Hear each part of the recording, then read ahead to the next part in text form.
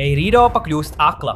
Ik pa laikam uz dažām sekundēm lidmašīnu autopiloti pārstāja darboties. Kuģi jūrā aizmirst, kur tie atrodas, un banku maksājuma sistēmas vienkārši sasalst. Neviens precīzi nezināja, kas to izraisa, līdz kādā nejaušā dienā Teksasas Universitātes GPS profesors vārdā Todds Humphrijs saņēma dīvainu padomu apskatīt divus konkrētus datumus vairāku gadu publiskajos datos. Redziet, GPS darbojas ar apmēram 30 satelītu konstelāciju, kas riņķo 10 000 jūdžu virs jūsu galvas.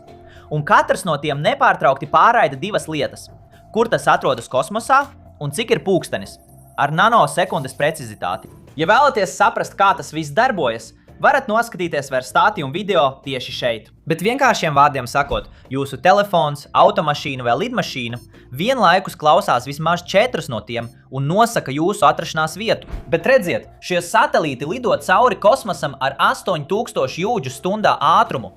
Tos ietekmē gravitācija un palēnina relativitāte, un to pulksteņi katru dienu novirzās tieši tik daudz, lai jūsu atrašanās vieta tiktu noteikta ar jūdžu kļūdu. Tātad, ja neviens tos neuzraudzītu, visa sistēma sabruktu dažu stundu laikā.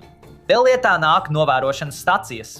Simtiem lielu antenu, kas izkaisīts pa visu planētu, visu dienu tikai klausās satelītus, mēra, cik ļoti katrs no tiem ir novirzījies, un sūta korekcijas atpakaļ uz tavu telefonu, lai tavs telefons nenorādītu tavu atrašanās vietu nepareizajā kontinentā. Un tā kā šie dati ir tik vērtīgi zinātniekiem, lielākā daļa šo staciju publicē savus ierakstus tiešsaistē bez maksas. Kad profesors Humphrijs izpētīja šos datus, viņš atklāja, ka visi uztvērēji visā Eiropā pēdējo 7 gadu laikā tieši vienā un tajā pašā mirklī bija pārtraukuši darbību 75 reizes. Lai pārklātu tik lielu teritoriju, avotam bija jāatrodas vismaz 700 jūdžu augstumā virs zemes, kas nozīmēja, ka tam bija jābūt satelītam. Pēc 2 gadu izmeklēšanas Humphrijs sašaurināja meklēšanu līdz Kosmos 2546 Krievijas satelītam, kura galvenais uzdevums ir novērot ienākošās kodolraķetes.